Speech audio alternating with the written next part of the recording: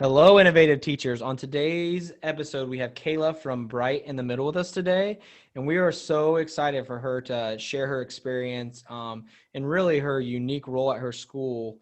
That's really becoming a thing across schools we are seeing and the way schools are starting to move. So, hello, Kayla. Thank you for joining us. Can you tell us a little bit about your current? I can't even say that word right now. Current. I'm sorry. Role and a little bit about you also. Yeah, and I'm probably going to stumble on all kinds of words today because it's later in the day and that's just how my brain works. But yeah, so I am Kayla and I am a STEM coordinator at a local middle school, and I've actually recently got the position. I was in a position that I was working part-time, and this was like just dropped out from above, this perfect position to help this school become a STEM school. So that's what we're working towards right now. My background is actually works out. It was in math and science. So I was a 7th grade math and science teacher for 5 years until I went and got my PhD. And it just totally worked out that this fell from above. That is awesome. So I had to ask one question about that. When they asked you to kind of do this role, did you think it was crazy, or were you like, I'm all in?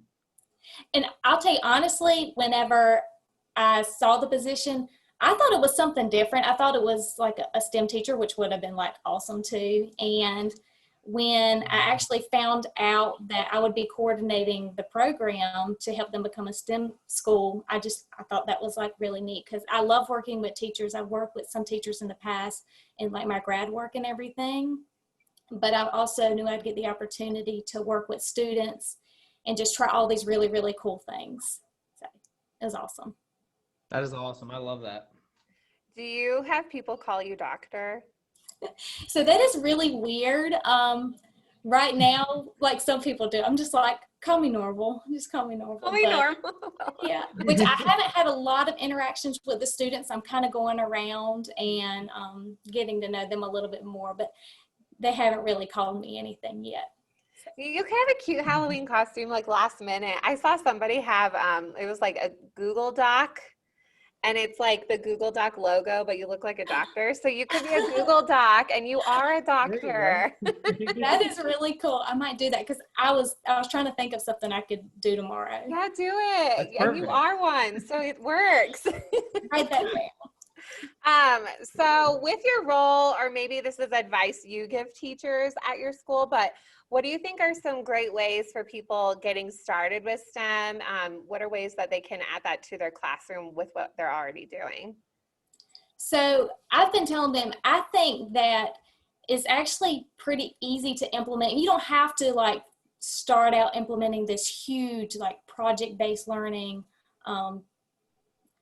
activity to do STEM. It can be just anything that's inquiry-based. I'm thinking of math teacher at our school. She actually was trying to figure out something to do. She was teaching percents, and another tip, get on Pinterest, get on the internet. There is like a ton of stuff, and I found that the water bottle flipping activity that she could do, and that just is automatic discovery because students are trying to figure out how much water is needed to put into the bottle to flip perfectly, and they already love it. Real world application because it relates to the students. But yeah, and then once they collected that data, they were able to convert decimals to percent. So just like that, we had an awesome activity. Oh yeah, adding in that hands-on stuff, especially math, like it can still be hands-on with the older kids too. I think like sometimes with older kids, you might think they don't like it, but they love that stuff. They're still a little kid at heart. I mean, you're a kid, they love it. That's great. Yes. So from that, I was going to ask, you talked about how it, the real world application. Are you seeing your school kind of like use that aspect a lot? Because I know that's a lot of teachers have like they struggle. I feel like that with that. You know what I mean? With they're like, well, this just doesn't seem real world enough. But I feel like real world could really be anything that a kid likes or is passionate about. I think that it's easier said than done, I guess. But these teachers at this school, I'm telling you, they are so awesome. They're making my job so easy. But I know this is one of the things that popped in my head that what they were doing. And it's not just math and science teacher. I'm talking about an ELA teacher. Mm-hmm. She's got this great idea about building a track at the school. Like she's going to make that a project-based learning activity, totally real world, because it's going in the back of our middle school. So yeah, like I feel like teachers, if they just stop and think just a minute and about what's going on in the world or what their school needs, like an idea will pop up in their head of how you can make a very inquiry-based activity. And it doesn't have to be build a track behind your school or anything, but just something as simple as, fixing a squeaky table in the cafeteria. Yeah, Right. definitely. I love that. And I love how you said, a lot of times the teachers, we just got to say, hey, what is something simple that's easy to do, what's going on around us too. And I feel like a lot of times we don't think about the world around us as much like that. So I love that. I love that you said all that stuff about the real world application. I love the track going behind your school. I feel like you got to share that with us on Instagram. Can't wait. I don't think we're going to do it until the spring, and hopefully with everything going on, we'll still be able to do it. But yeah, super right. excited. Yeah. That's always a tough part. What are we going to be doing in the spring, hopefully? Mm-hmm. Well, totally. And those real world things, like even with like your projects or even like quick little warm-ups, like I'll do little STEM warm-ups, which we've talked about before, but like how is STEM connects to the bigger picture and what we're doing, because STEM is all around you. And I don't think they always realize that. So that's so amazing. You guys are exposing them and helping them think about the world in bigger ways. Have you guys seen, what have you seen the response from the kids? Have they been hesitant because it is more inquiry based, or have they jumped all in? Like, how are these kids responding to the more STEM and inquiry based projects? What have you noticed? They are all about it. They love it. And I feel like it's kind of been like harder this year, obviously, because of everything going on, but we're getting some like procedures in place with wearing gloves and still trying to social distance, but they're still able to get that collaboration piece in and work together. And it's beautiful. I love it. Aww. That's so good. That's good. Because I had kids sometimes, they're like, it's hard. I'm like, it's good that it's hard. But over the years, like, this is amazing. So it's just interesting to see like their growth. I'm curious to see what you're going to notice like at the end of the year even, and how their skills have built over time. Because I'm sure you're going to notice some really good positive changes in them.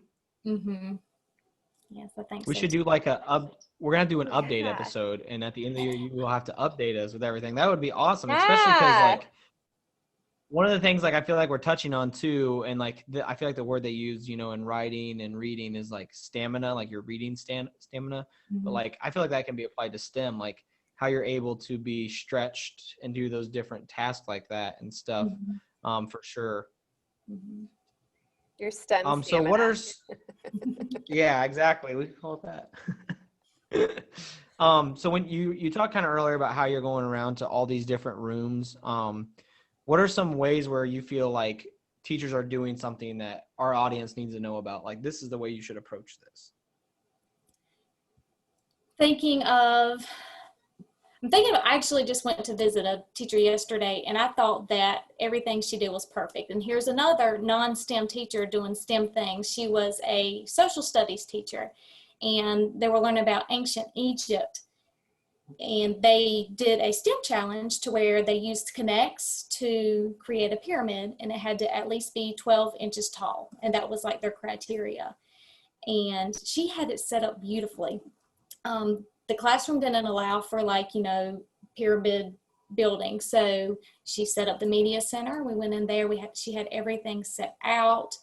And one thing that I noticed is that she stepped back. And I think that's what teachers, and it's hard to do because I know I'm very controlling, and just taking a step back. And even if the students are not doing it the way that you would do it, you just have to watch. And you can ask, guiding questions and things of that sort, like, why are you doing it this way? Can you elaborate a little bit more? What do you plan to do next? And have them do that metacognitive, reflection and everything.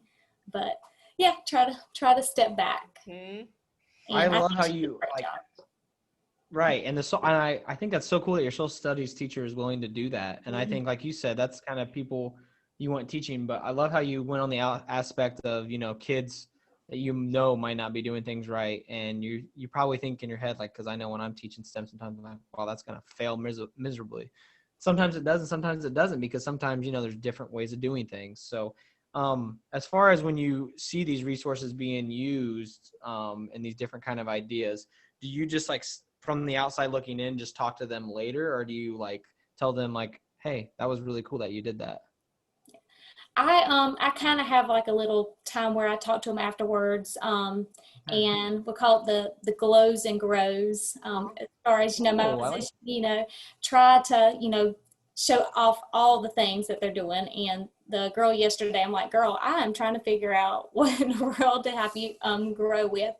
And so we have just a small conversation afterwards. But, That is really cool, and I love that she's doing that in social studies, because when I was in social studies, I was just like, man, this happened like a long time ago, Yeah. and it was just always worksheets. It wasn't, interactive like that. And even like we talked about in the last couple episodes with with this whole STEM Mastermind series, I feel like the one big takeaway we're seeing is, STEM can be used in all subjects and all platforms, and I feel like teachers need to know that, and they need to be able to do that. But yeah, I love that you were able to say that for sure, because I think that's really cool. mm-hmm. When you're meeting with teachers, or if there's people like, because it sounds like your school's like on board with starting STEM, like they're pretty into it. Are there any resources besides Pinterest that you would say, hey, check this out, or this is a really good place to start? Because I know some people aren't in a position where their school is all in on STEM. So is there anything that else you would recommend, like looking at or trying and getting started? So definitely Pinterest and my resources, because I'm math and science, and even though like my PhD was like STEM, I feel like there's so much out there that I still don't know. So I look at YouTube a lot, a podcast for sure, and I'm trying to think if there's anything else. There's so much out there. Instagram, just every avenue that I can see. And I will say one thing, I've looked at other STEM schools to see what they're doing too. That's a good idea. Oh, There's wow, a that's lot of really model cool. schools out there that are doing some really cool stuff. Is there like a So certain as far as like, is there a no, certain go ahead. I'm sorry. certificate your school gets for being a STEM school, or is it like something you hang up saying, oh, we're a STEM certified school? Yeah, there's like a distinction. There's like a whole process. I think you get like a banner for your school and recognition and stuff like that. Oh, cool. Both of us, like me and Naomi, are like jumping at the bit to ask you questions, because we We're like STEM school. That's pretty cool. We'll go Like, move. most schools are just one person. Yeah. My question was gonna kind of be like hers too. So like you were talking about how like you looked at other model schools. So is there like a committee or some way that like all you coordinators get to meet and talk, so like you kind of get a little PD together, so to speak? So I actually think that's one of the things that we need to do to become a STEM school, is to reach out to other places. Right now, I've only reached out to another school that's local that's also trying to do it. But I think that we're going to try to expand out in our state and beyond, which I don't know any schools beyond, but that's, a task that I'm going to I do. know one. I can give you some names. Yes, I will take them. Yeah, I'll tell you after, because there's a couple in my district. Oh, yeah, for sure. Yeah. That checked off my rubric. And I think that's the cool part about this podcast and like our Facebook page is, a lot of times STEM, like we always talk about on here, is such like a lonely thing usually. There's usually one or two people, but like in your case, it's awesome that you're reaching out, trying to find those other schools, trying to find those other people, and figuring out, what's going to work for your school versus what works for their school. I think that's so cool because, around me, there's like I live out in the middle of nowhere. So like, there's not hardly any schools to begin with, let alone STEM schools. But like just hearing what you're doing, it sounds like you're super passionate about STEM, and I love that for sure. That's really cool. So kind of towards the end, we always like to do this where we ask, like, what is one project you are working on that you're really excited about? So, this is kind of gets a little spotlight on you as far as, what you do individually and what you kind of do on the side as your business. So what is like one project you're either working on or you release that you're excited about? Oh my goodness, there's a lot. Well, you can tell us more than one. That's fine. Yeah. Well, and for me and just getting started, and I've been decorating my room. I just finished my STEM word wall, so that's like really exciting. But as far as like my school and everything, I know that another group of teachers that is really awesome. We have a STEM teacher and the art teacher are getting together, and they are going to come up with this like solar system that is going to be like a huge model that rotates. Cool. I'm not even sure what that's going to look like yet, but just the collaboration of what they're going to do, and it ties with our sixth grade science standards.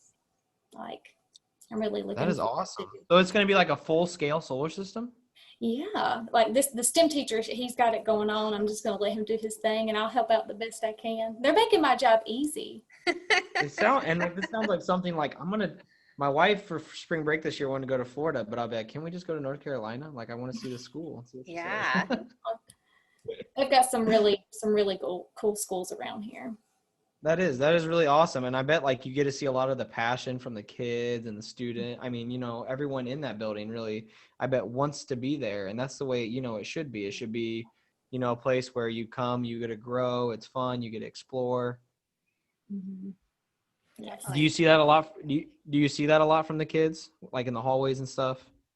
Well, I would say yes, but it's actually kind of like crazy right now, because I would say about 10% of our population is there because we're like doing a hybrid thing. Mm-hmm. But the students that are there, they are very excited. I saw that in the class I went into yesterday. They really loved it.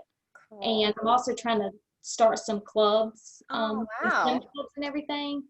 And we're getting a lot of engagement with that. We haven't started them yet, but that's another project I'm looking forward to. Yeah. I'm interested about your clubs because I love clubs. So I'm interested to hear how that goes during this time. I totally want to we have to do a follow-up with you. That's what I'm saying. Like at the end of the year, we need to do like a follow-up, like where are you now kind of thing. Yeah. I'd love to. Because it sounds like there's a lot of cool projects happening, and it's always fun to hear about the beginning of projects, and then you get to talk to the person at the end, especially STEM teachers, because at least me, when someone asks me, I'll tell you the good, the bad, and the things I thought that were just absolutely awesome. So that's for sure. So we are out of time here, so we wanted to let our listeners be able to kind of find you. Where can they find you on all major platforms? So go ahead, and we'll put these in the notes too, so if you say it fast, they'll be able to find them in the notes also. Okay. Well, my website is brightinthemiddle.com, and I'm at Instagram. It's bright in the middle with dots in between every word, and Facebook, Bright in the Middle as well. Awesome. Thank you so much for joining us today and reaching out to us. This was like super unique compared to like a lot of people we get to talk to because it's a STEM coordinator. So we appreciate your time. Yeah, thank you. All right, innovative teachers, thank you for joining us for an awesome episode. As always, check out our Facebook group for great information. Also check out our Patreon for exclusive monthly resources. Check us out in the next episode. We can't wait to learn and grow with you.